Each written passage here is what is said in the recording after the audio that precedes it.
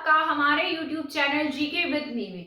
आज की क्लास में हम पढ़ना शुरू करेंगे हेरिडिटी एंड एनवायरनमेंट के बारे में और जानेंगे डेवलपमेंट के प्रिंसिपल के बारे में। पहले वाली क्लास में हम डेवलपमेंट एंड ग्रोथ के बारे में कंप्लीट पढ़ चुके हैं। अगर आपको वो हमारी क्लास देखनी हो तो हमारे चैनल पर जाकर प्लेलिस्ट में और या फिर इस वीडियो के डिस्क्रिप्शन बॉक्स में भी मैं लिंक लगा दूंगी, वहां से आप देख सकते हैं। ठीक है, सबसे पहले हम शुरू करते हैं। सबसे पहले जो डेवलपमेंट है वो क्या होता है, ठीक है, या एनवायरनमेंट का, हेरिडिटी का हमारे डेवलपमेंट से क्या रिलेशन है, यानी कि वो हमारे डेवलपमेंट में किस तरीके से हेल्प करता है। तो यहाँ पर मैंने लिखा है हेरिडिटी एंड एनवायरनमेंट। हेरिडिटी क्या होती है, जो हमें हमारे पेरेंट्स से मिलती है। इसी प्रकार मैंने लिखा है जो डेवलपमेंट होता है वो किसका मतलब किसकी मल्टीप्लीकेशन होता है, वो होता है आपके हेरिडिटी इनटू एनवायरनमेंट। ठीक है, हेरिडिटी एंड एनवायरनमेंट का क्या है, ये संयुक्त रूप से एक प्रोसीजर होता है एक तरीके का। हेरिडिटी अब होती क्या है, हेरिडिटी एक ऐसा प्रोसीजर है जो हमें हमारे पेरेंट्स से मिलता है। ठीक है, जैसे हम जो चीजें हम हमारे पेरेंट्स से हम में आ जाती हैं वही क्या होती है, हेरिडिटी होती है। ठीक है, यहाँ ये क्या होता है, एक स्टैटिक फैक्टर होता है, इसको हम चेंज नहीं कर सकते हैं। आपने देखा होगा कि हमारी जो शक्ल है या आईज का कलर है, हेयर्स का कलर है, ये हमारे पेरेंट्स से मिलता होगा। तो यही सब हमें किससे मिलता है, हेरिडिटी से मिलता है। हम इसको चेंज नहीं कर सकते हैं, हम हमारे आईज के कलर को चेंज थोड़े ना कर सकते हैं। जो चीजें हमें हमारे विरासत में मिल गई है वो चेंजेबल नहीं है, वो कैसी है, स्टैटिक है, उनमें हम कोई भी चेंज नहीं कर सकते। इसलिए जो हमें हेरिडिटी में मिला है, अपने पेरेंट्स से मिला है, उसको हम चेंज नहीं कर सकते हैं। इसके बाद बात आती है एनवायरनमेंट की। ठीक है, यानी कि जो इंसान का डेवलपमेंट होगा वो किससे होगा, एनवायरनमेंट से होगा। जो बाहरी वातावरण होता है वो भी किसी बच्चे के डेवलपमेंट को इफेक्ट करता है। ठीक है, जिस तरीके से आपका जो आपका जो भी एनवायरनमेंट रहा, मेरा एनवायरनमेंट जो रहा, किसी और का लगा लीजिए, आपने देखा होगा कि सभी इंसान एक जैसे नहीं होते, वो अलग अलग वातावरण में पले बड़े होते हैं और उनकी जो आप डेवलपमेंट देखेंगे वो भी आपको अलग अलग दिखाई देगा। तो यही सब बात इसमें कही गई है। डेवलपमेंट जो होता है, डेवलपमेंट पर हेरिडिटी का और एनवायरनमेंट का बहुत ज्यादा फर्क पड़ता है। ठीक है, ये बहुत इंपॉर्टेंट फैक्टर होते हैं किसी भी इंसान के डेवलपमेंट में।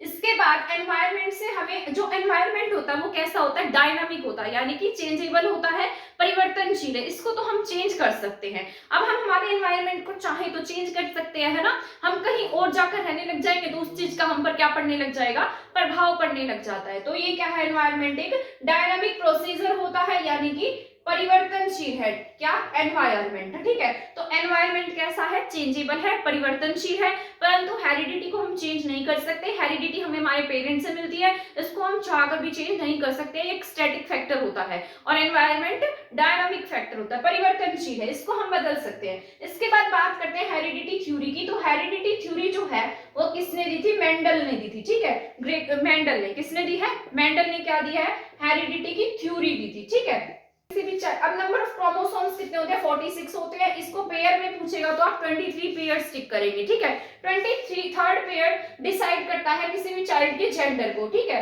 ये मेल होगा या फीमेल होगा। तो ये सभी किसमें आता है, आपके ये हेरिडिटी की थ्योरी में आता है। ठीक है, इसके बाद चाइल्ड की बात की जाए तो मोनोजाइगोटिक चाइल्ड वो होते हैं जहां पर आइडेंटिकल ट्विंस हो जाते हैं, जो सेम सेम बच्चे होंगे, सेम फेस होगा उनका, है ना, तो बिल्कुल सेम टू सेम ट्विंस। तो इसको क्या कह देते हैं, आइडेंटिकल। जो सिंगल जाइगोट से मिलकर बने होते हैं इनको क्या कहते हैं, मोनोजाइगोटिक। ठीक है, इसके बाद बात करते हैं फ्रेटर्नल, यानी कि अलग अलग, डाइजाइगोटिक। दो जाइगोट से मिलकर बने होंगे तो ये बॉय गर्ल कुछ भी हो सकता है, उनका फेस स्ट्रक्चर ये सब अलग होता है। तो यहाँ पर बात किसकी की हमने, जाइगोटिक की। ठीक है, यहाँ पर पेयर की बात की है। 23rd pair is the gender pair होता है चाइल्ड का। ठीक है, which decide the child is male और फीमेल। ठीक है, इसके बाद बात करते हैं नेचर वर्सेस नर्चर। नेचर का मतलब क्या होता है, जो हमारा नेचर है, क्या हम हमारे नेचर को चेंज कर सकते, नहीं कर सकते, क्योंकि हमें किसमें मिल गया, ये हमारे जीन से रिलेटेड है, हमारे जन्म से रिलेटेड है, हेरिडिटी से रिलेटेड है। तो हम चाहकर भी हमारे नेचर को चेंज नहीं कर सकते।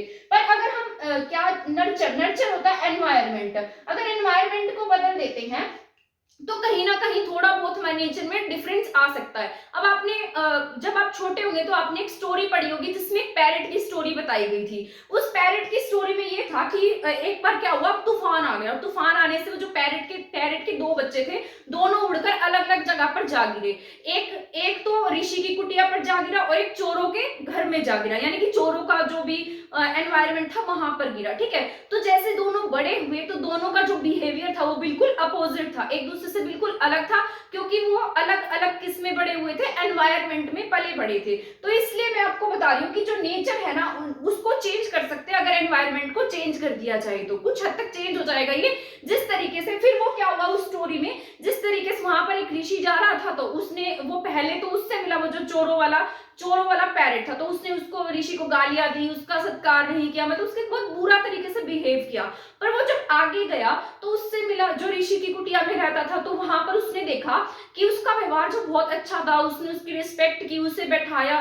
तो इस तरीके से यहाँ पर हम क्या देख सकते हैं कि जो एनवायरनमेंट है, वैसे तो दोनों एक ही माँ के बच्चे थे, पर दोनों का एनवायरनमेंट क्या कर दिया, चेंज कर दिया, और चेंज करने से उनके नेचर में क्या हुआ, चेंज आ गया, है ना। तो कहीं कहीं हम क्या देखते हैं कि जो नेचर है ना उसको अगर हम नर्चर को चेंज कर दे, एनवायरनमेंट को चेंज कर दे, तो उसका जो नेचर है वो बदल सकता है, ठीक है। वैसे नहीं बदलता है, मतलब पर अगर हम अलग अलग क्या करते हैं, एनवायरनमेंट रखते हैं, तो दो सेम चाइल्ड का क्या हो सकता है, नेचर जो है वो बदल सकता है, ठीक है। तो यही सब बात यहाँ बताई गई है, प्रकृति वर्सेस एनवायरनमेंट, ठीक है। तो यहाँ पर सॉरी, नेचर का मतलब क्या है, नेचर तो स्वभाव होता है। इसके बाद एजुकेशन इम्प्लीकेशन, बच्चों का जो बैकग्राउंड है वो जानकर बच्चों को फ्रीडम देंगे, एक्टिविटी कराएंगे, है ना, उनके साथ घुले मिलेंगे, तो इस तरीके से ये सब क्या है, एजुकेशन इम्प्लीकेशंस हैं। तो हेरिडिटी और एनवायरनमेंट क्या था, development is equal to heredity into environment होता है। हेरिडिटी को हम चेंज नहीं कर सकते हैं, एनवायरनमेंट को हम चाहें तो चेंज कर सकते हैं, ठीक है। ये क्या होता है, डायनामिक होता है, और एनवायरनमेंट का इफेक्ट हमारे किस पर पड़ जाता है, हमारी नेचर पर भी हो जाता है कभी कभी। ये हेरिडिटी की थ्योरी मेंडल ने दी थी। यहाँ पर जेंडर 23rd पेयर जेंडर को डिसाइड करता है। अब नेचर वर्सेस नर्चर था, ये सब मैंने आपको बता दिया है। इसके बाद मैं यहाँ पर जो डेवलपमेंट है उसके सभी प्रिंसिपल्स लिख देती हूँ, क्योंकि प्रिंसिपल्स भी एग्जाम में पूछे जाते हैं और आपके एग्जाम के पॉइंट ऑफ व्यू से बहुत जरूरी है।